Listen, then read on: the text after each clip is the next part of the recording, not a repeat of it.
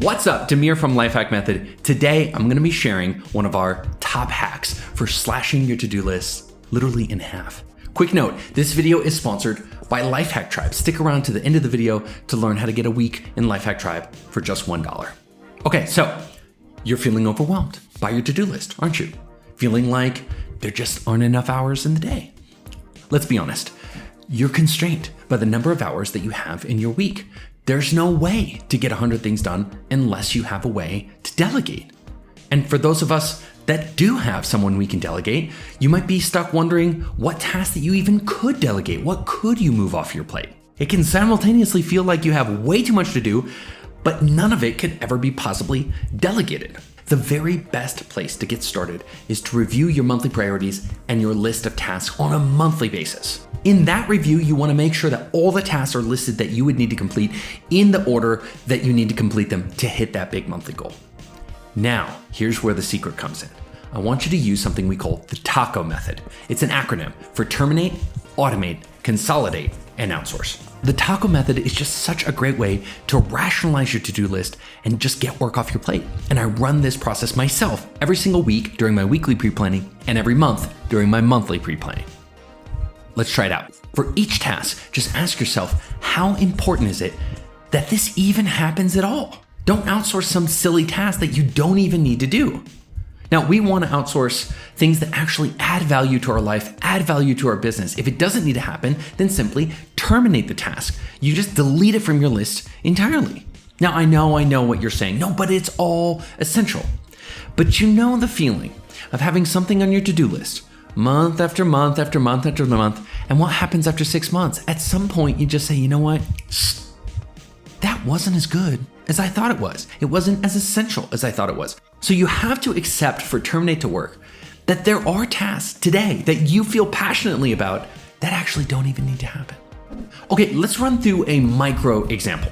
So maybe this is your to-do list. You've got to create a big presentation, got to get art supplies for a kid's assignment, you got to send outreach emails to 10 people from last week's networking event, you got to write an SOP for sending out podcast pitches, you got to get tickets to Europe canceled, and you got to check in with Eric, update a data tracker, and then look up a veterinary clinic across town.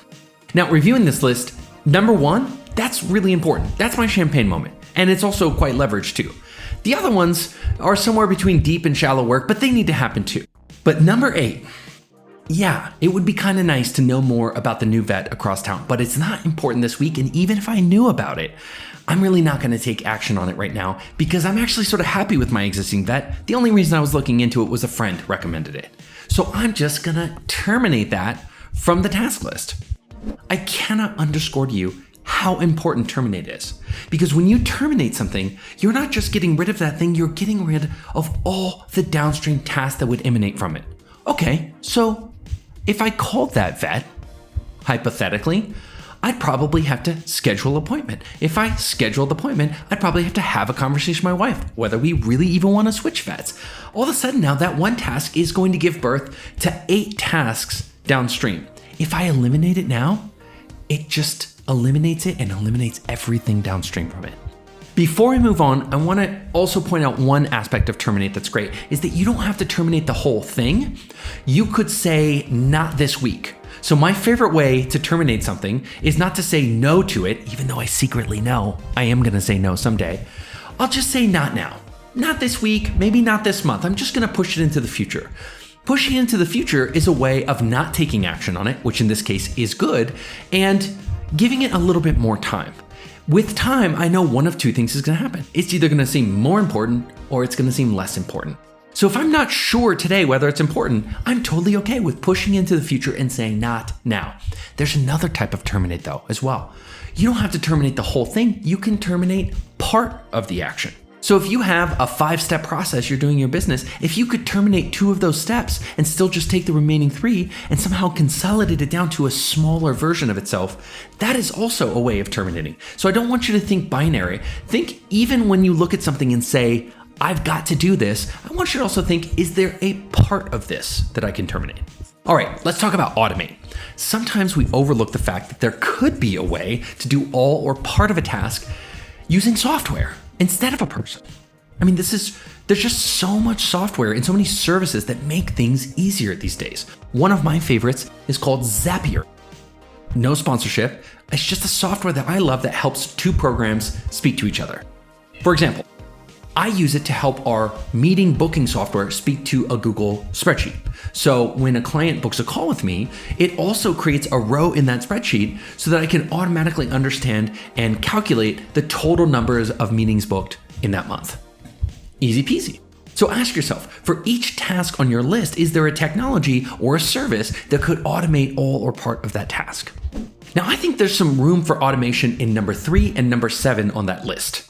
For number 3, it's just creating some simple email templates that would help save me time when I'm following up with contacts. That's a form of automation. For number 7, I bet I could use Zapier to automatically import the data I need into a Google spreadsheet, and that could streamline the process dramatically.